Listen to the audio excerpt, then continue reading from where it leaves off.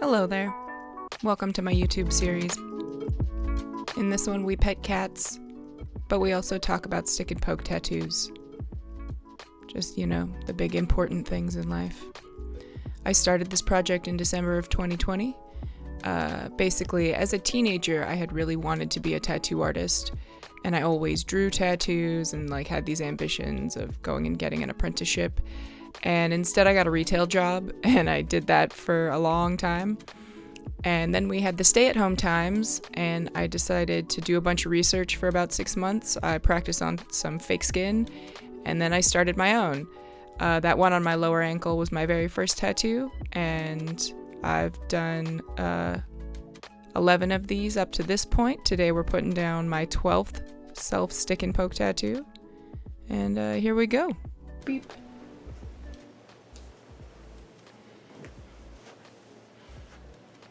Welcome back. My name is Mads. I tattoo myself. I make silly mistakes sometimes, and so we talk about them so that in case you're going to do this yourself, you will not make those same mistakes. We talk about sanitation and also other things because I get distracted. But thanks for checking out this video. Let me know if you have any questions. Thanks for watching. Let's go draw some things. So here we have a list of all the concepts I have that I'd be happy putting on my body, because I do want to fill this whole leg up with my own drawings. This is an example of my process. This Japanese beetle is not the tattoo we're doing today, but it's one I'd like to do in the future.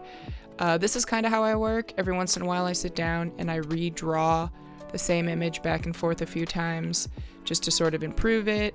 By flipping it upside down, you can check the legibility of your tattoo. And yeah, I am not super efficient. I tend to over duplicate things, but that's just sort of how I work. I'll try to do different things with it. At this point, I'm trying to figure out the values, how it's going to read well.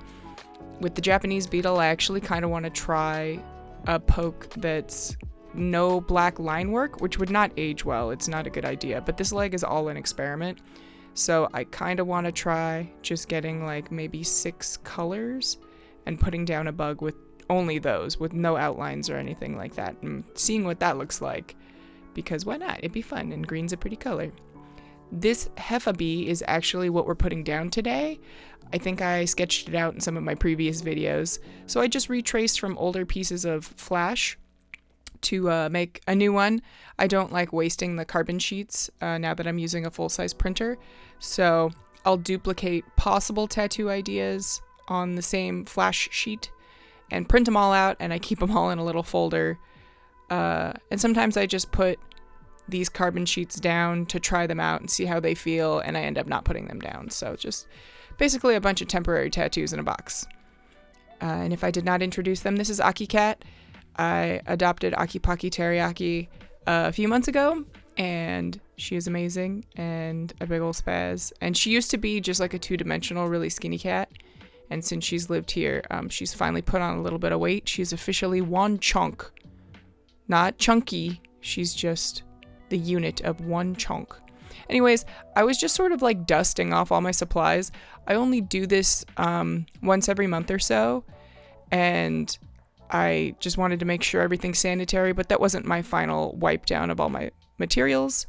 Here I am making my flash sheet into some actual carbon paper to transfer it onto my skin. And yeah, it's very exciting stuff. I have Star Wars on in the background because I like Star Wars.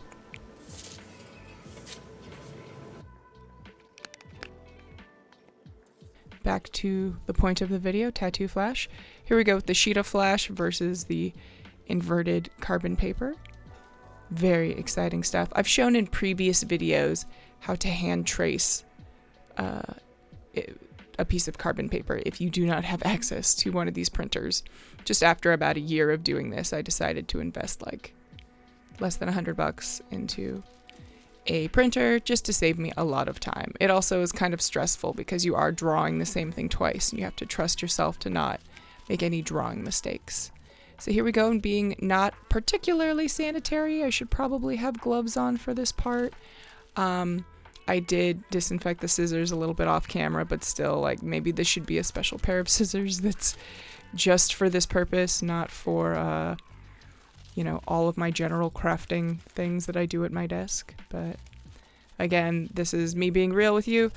I do my best to be sanitary, but do not do this at home. You might still do it at home, and I'm going to tell you how I did it in case you know, are doing research, because again, that's how I got myself here.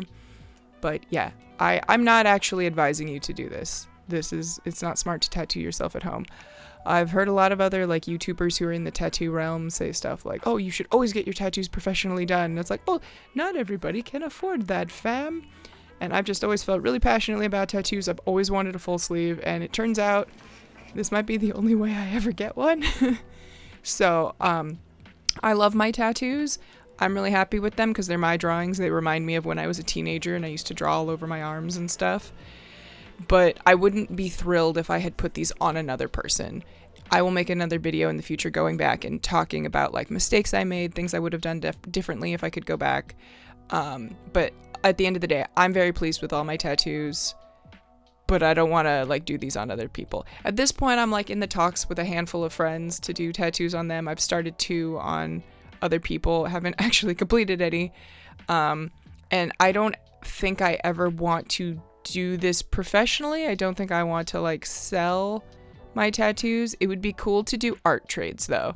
I know a lot of other like creative people, and I'm like, oh, okay, you make one of your crafts for me, or you draw a picture for me or something, and we'll do an exchange. Anyways, back to the actual topic. I went through and I wiped down everything with rubbing alcohol, all my surfaces, everything like that. And then what I'm doing right now is wrapping everything in saran wrap, just because everything's got really porous surfaces, and even though you rubbing alcoholed it, you don't know that you got in all those little crevices. So I alcohol first, and after wiping everything down with alcohol, I use some saran wrap, and to keep everything from gunking up, as I use Vaseline and stuff in this process, and it would gunk up the surfaces. So anytime you like twist a cap, try to use a tissue or something clean as well, and just getting good habits early on.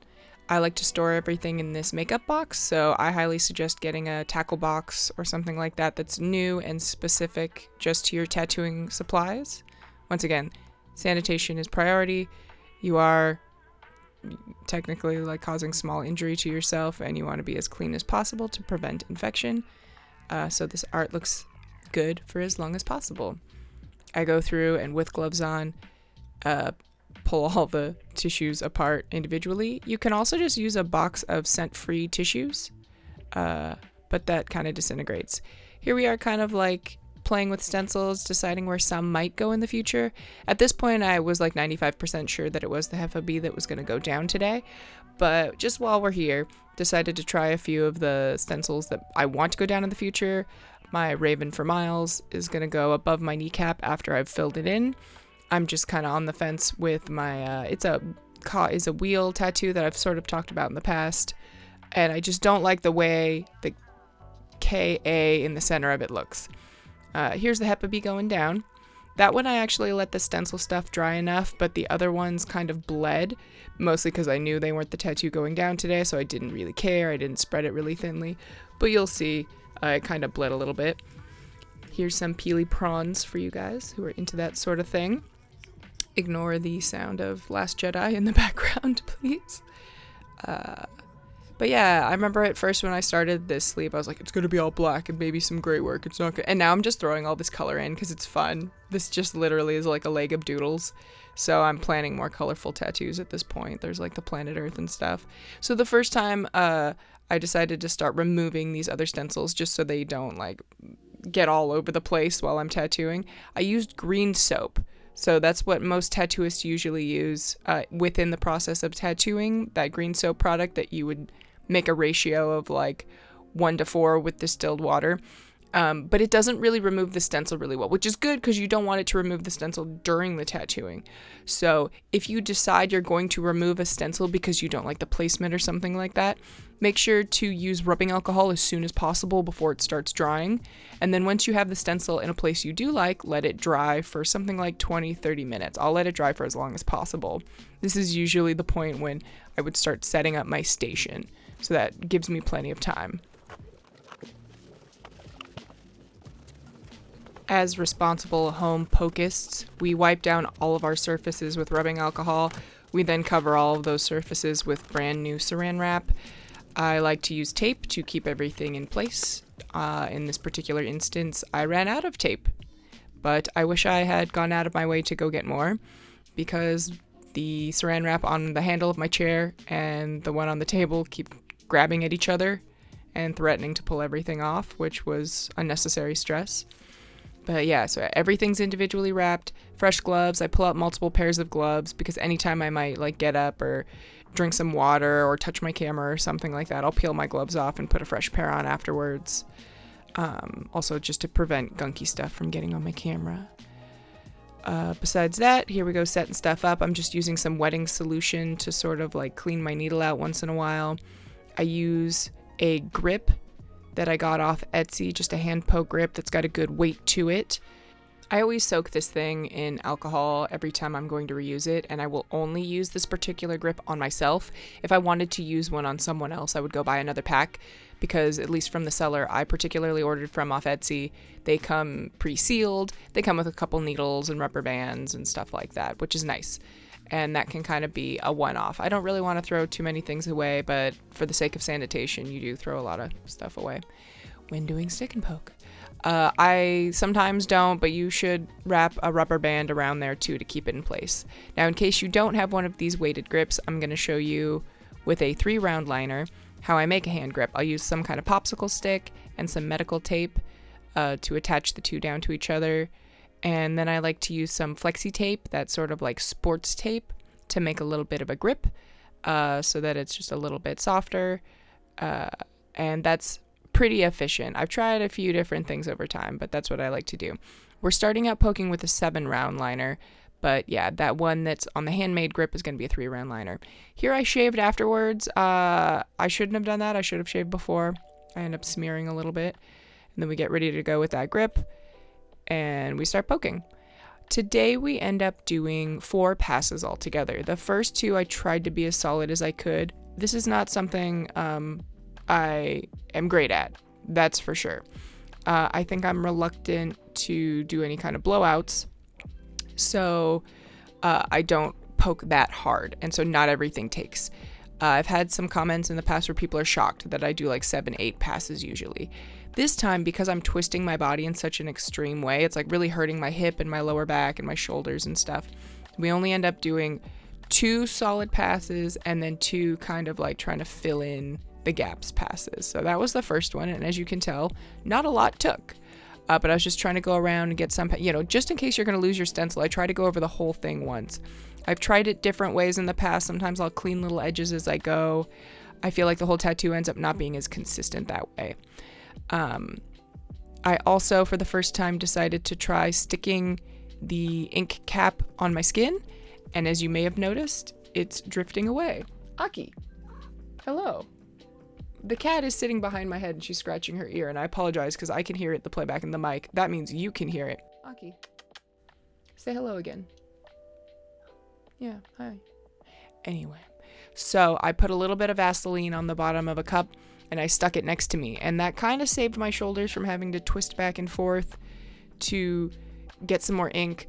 But if you're doing this on yourself, I might suggest it maybe like a half an hour in. Once you're kind of settled into the position, move the cup closer to you, and then stop doing it maybe 2/3 of the way through, because spoilers, I end up spilling this all over the place. I'll tell you more about that when we get there. But it was a really great suggestion to try that, but it really just depends on if you or your sitter is going to sit still. At this point, I switch it up and go over to the 3-round liner to try to get in some of those smaller details, and also to sort of fill in all the gaps of where I'm missing. I did have a lot of spaces in between my pokes. Again, I'm mostly going to blame the angle that I'm sitting at. It was very awkward to see. And there's my dramatic spill that went absolutely everywhere and actually got all over the back of my thigh, and I did not successfully clean it all the way. And the very next day, I was at work wearing shorts, and it wasn't until like the 7th hour of my shift that I looked in the mirror and realized I still had black tattoo ink down the back of my leg. and I wanted to die. So be very careful, be very sanitary. At first I thought like the ink had spilled through the towel onto my chair and it had come from the chair. But no, even though I freaking showered and stuff before I went to work, like still had ink on my leg. And just in case you were wondering where Aki was during the poking process, she hung out underneath the chair that I had my leg propped up on. It was very wholesome. 10 out of 10 cat.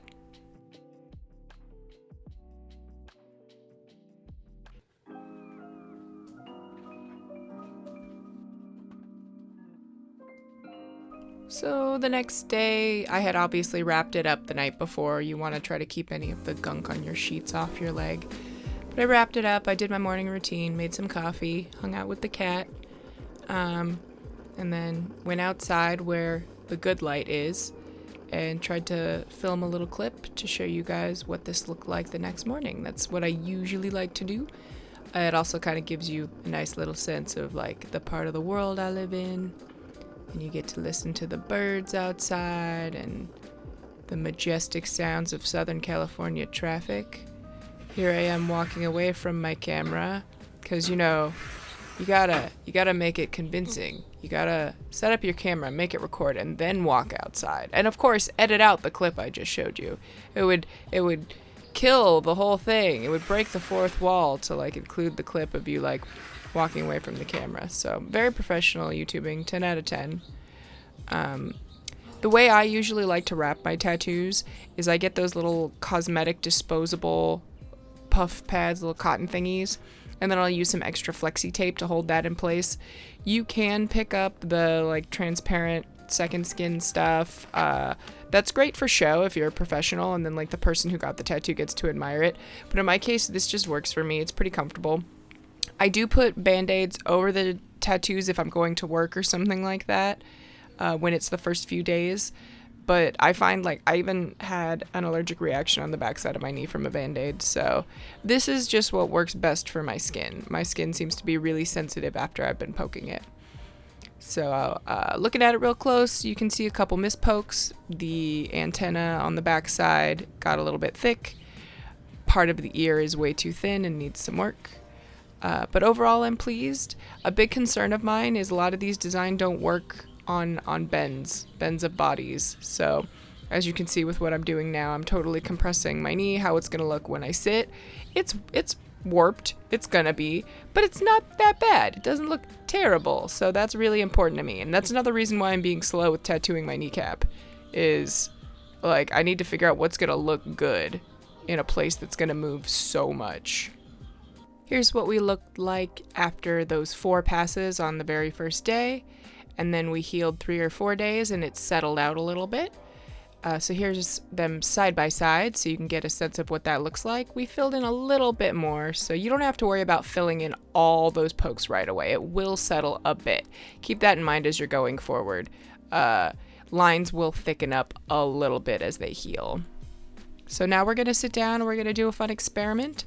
It's still kind of raw. This isn't the best idea. I'm just going to grab some markers and I'm going to color in a few of the different options I'm sort of thinking about. These marker shades are nowhere near like the inks I have or even the colors that I would like. But, you know, let's just kind of see what it would look like because it would be fun, and then I'll show you a quick comparison photo. The yellow would probably be more orange, but I'm thinking between purple, blue, or orange. It could be fun. Oh, well, all right. 3-hour tattoo definitely will need more attention in the line work, and I would like to color it. I've been waffling on the wizard being purple or blue. I'm thinking blue now, therefore the Heffalump will probably be purple. But I'll let the lines heal up for a couple weeks, and then we'll fill it in.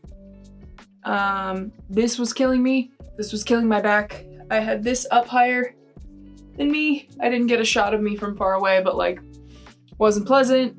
I would have loved to have done like 2 more passes on this, honestly, just to get like really solid lines and do a little more shading. But I'm gonna mess up my back. So 3 hours, that's all I could do in that position, and we'll come back to it. Anyways, so Heffalump, thanks for watching. See you next time. Come here. Come hang out. Aki. I'm gonna pick you up even though you hate it. You're so pretty. Whoop, alright, yep. That's about how long she can sit still. It's not just that she doesn't like being held, it's that she can't do any single thing for more than 10 seconds. And I respect that. Ooh, try one more time.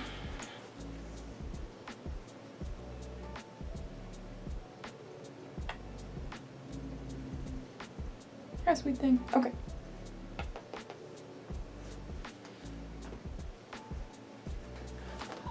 Also, this, yeah, if you actually have any questions, I'm planning on doing like a tattoo tour video now that I've got like more than a dozen put down. It's been like a year and a half, and on average I'm doing one every 5-6 weeks, so like, she keeps coming back for more. One last thing before I go. When I was at work, my brand new tattoo was getting a lot of sun and it was hurting and getting irritated. I had a conversation with somebody about that and I hadn't really thought this all the way through. But a brand new black tattoo will absorb more sunlight because it is black. So you are more prone to sunburn with a brand new fresh tattoo in that first week or two. So just keep that in mind in the healing process. You really do want to keep the sun off your tattoos. Thanks for your listening time. See you guys next time. Bye-bye.